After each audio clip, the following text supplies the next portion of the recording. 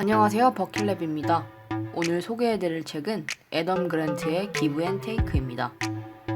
이 책은 한 주 한 권에서 13번째로 함께 읽는 책이기도 하고 이전에 동일 저자의 오리지널스라는 책을 리뷰한 적이 있기도 합니다.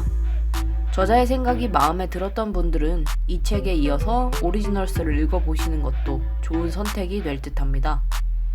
여러분은 사람을 나누는 나름의 기준이 있으신가요? 한의학에서는 타고난 체질에 따라 소음인, 소양인, 태음인, 태양인으로 나누기도 하고 여행을 좋아하는 사람들은 여행을 하는 유형에 따라 관광객과 여행객으로 나누기도 하던데요. 책의 저자인 애덤 그랜트는 타인과의 관계를 맺는 패턴에 따라 인간을 세 가지로 분류하고 있습니다. 첫 번째는 테이커입니다. 이들은 자신의 욕구에 대한 관심이 높고 타인의 욕구에 대한 관심이 낮습니다. 그러다 보니 타인을 자신의 욕구를 충족하기 위한 도구로서 사용하는 일이 많고 관계 역시 자신이 이득을 보는 방향으로 지속합니다. 두 번째는 매처입니다. 이들은 딱 자신의 욕구만큼 타인의 욕구에 관심이 있습니다. 나도 그러하듯이 너도 그러하겠다라는 정도랄까요? 인간관계 역시 정확한 기브 앤 테이크를 통해서 지속됩니다. 내가 타인의 몫을 빼앗는 일도 없겠지만 타인이 나의 몫을 빼앗는 것도 참지 못하죠. 세 번째는 기버입니다. 이들은 자신의 욕구보다 타인의 욕구에 대한 관심이 높습니다. 타인의 욕구를 만족시켜 주려 하는 성향 자체가 이들의 욕구라고 할까요? 타인을 돕는 일을 즐겨하는 부류입니다. 관계 역시 이해득실보다는 도움을 주고받는 네트워크를 형성하고 있습니다. 인류가 만들어낸 역사상 두 번째로 오래된 성문법전인 함무라비 법전 196조에 쓰여져 있는 눈에는 눈, 이에는 이라는 법문을 우리는 승리의 불문율로 여겨왔습니다. 그러나 애덤 그랜트가 포착한 기버들의 역량은 우리가 승자에 대해서 가지고 있던 고정관념을 깨줍니다.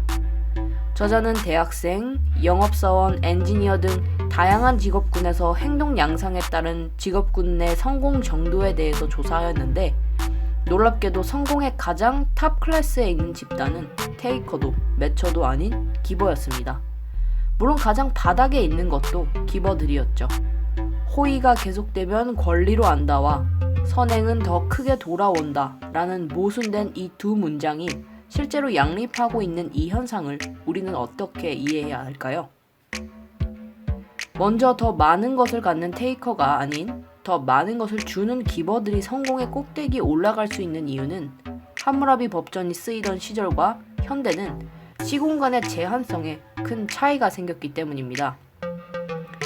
유비쿼터스라는 말을 들어보셨나요? 어디에나 존재하는 이라는 말인데요. 이 말이 4차 산업혁명의 대표 키워드이기도 합니다. 어디에나 존재한다는 것은 단순히 공간만을 이야기하는 것은 아닙니다. 시간 역시 실시간을 지향하죠. 예를 들어서 이해하자면 이런 것입니다. 한 정원사가 있는데 어느 날 그의 고객이 다소 무리한 부탁을 합니다. 해줄 수 없는 일은 아니었지만 정원사 입장에서는 자신의 인건비에서 손해를 조금 보고 시간도 조금 투자해야 하는 일이었죠. 하지만 정원사는 고객의 부탁을 들어주기로 합니다. 예전에는 이런 정원사의 행동이 정원사와 그 고객 한 명과의 관계에서 끝이 났습니다. 정원사의 기버적인 행동이 그에게 더 많은 기회를 가져다 주기에는 그의 선행을 전달할 수 있는 시공간에 제약이 있었기 때문입니다. 하지만 현재는 다릅니다. 만약 현대의 정원사가 앞선 사례처럼 다소 어려운 고객의 요구를 흔쾌히 들어줬다면 고객은 정원사에게 높은 평점을 주고 매우 긍정적인 리뷰를 남길 것입니다. 그의 호혜성이 더 많은 사람들에게 더 빠른 시간 내에 전달이 되고 궁극적으로 그는 더 많은 고객의 선택을 받는 기회를 얻게 됩니다. 테이커인 정원사가 자신의 작고 단기적인 이익 때문에 부탁을 거절했을 상황에서 기버인 정원사는 한번 뒤로 물러나는 행동을 통해 더 크고 장기적으로 도약할 수 있게 되는 것입니다. 이런 기버 행동의 가속도성은 네트워크가 매우 촘촘히 발달해 있는 시대가 될수록 더욱 효과적으로 영향력을 발휘합니다. 그러나 한 가지 주의할 점이 있습니다. 모든 기버들이 탑 클래스가 아닌 이유이기도 합니다. 저자는 책의 말미에 호구가 되지 않을 4가지 성공하는 기보로서의 생각의 틀을 제시하고 있습니다만 제가 가장 중요하다고 생각하는 한 가지만 우선 소개하도록 하겠습니다. 그것은 베품의 능동성입니다.